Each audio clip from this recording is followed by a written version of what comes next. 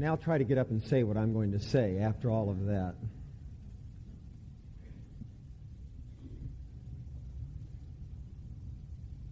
Gary came to me this week and he said, there's a few things that are going to happen in the morning service that you might want to take into account when it comes to gauging the time of your message.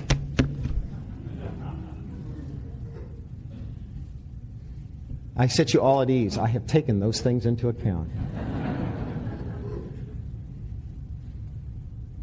Top of my notes here, I've written a little title. Things I've learned about love from 25 years of marriage to the same person. If you allow me just a few minutes, I'd like to share some of those things. It's just my observations, my feelings, things from my heart.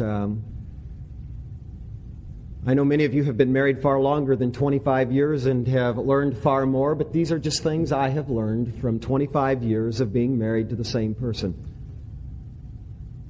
Have you ever been in a situation where people began talking about a close friend of yours, and as they were talking, it was obvious to you that they didn't know of your friendship to that person? Perhaps you've listened with alarm because their discussion seemed to be misrepresenting your friend. They may have been discussing facts that seemed to back up their assessment of his or her personality. But you knew as you listened that they did not really understand your friend. They may have had all of the facts and may have even been reciting them correctly.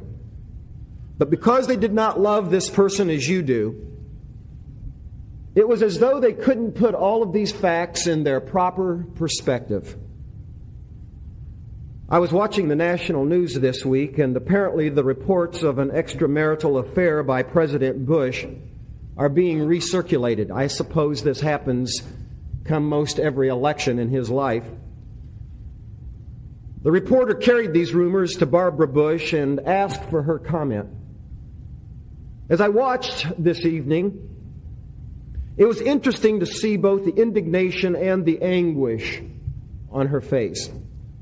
She was incensed at the unfairness of the charge and at the same time wondered why the news media was so obsessed with finding fault.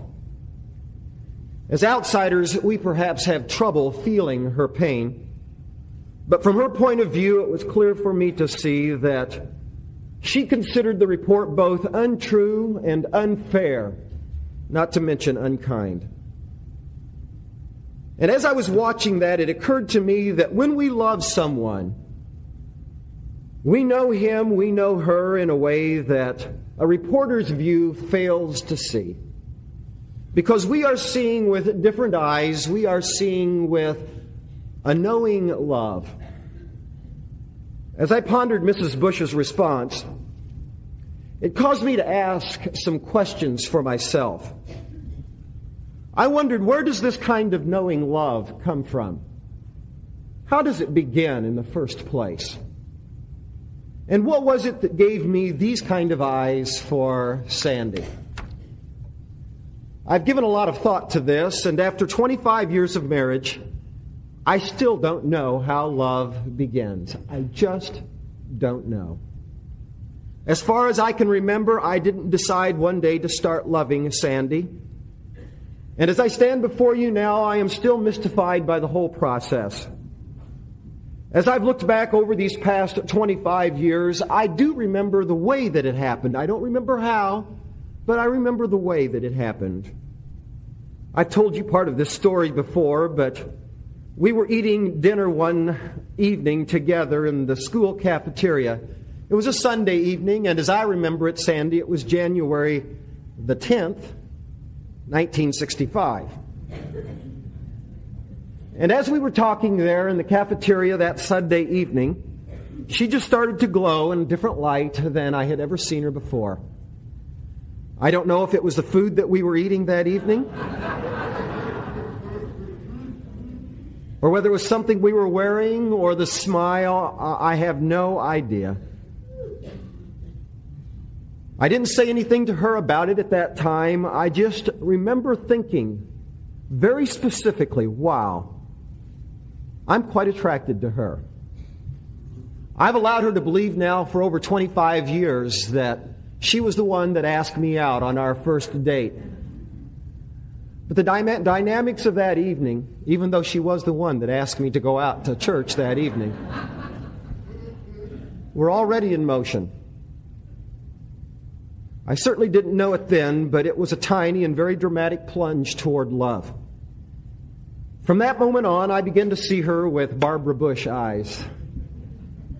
I began to see her with a knowing love that sees people and allows us to see people in ways that no one else perhaps can see them.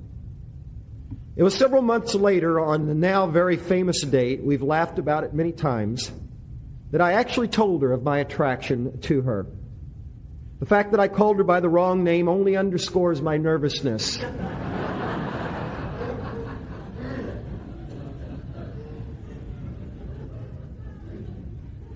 For I'd calculated that moment for many weeks.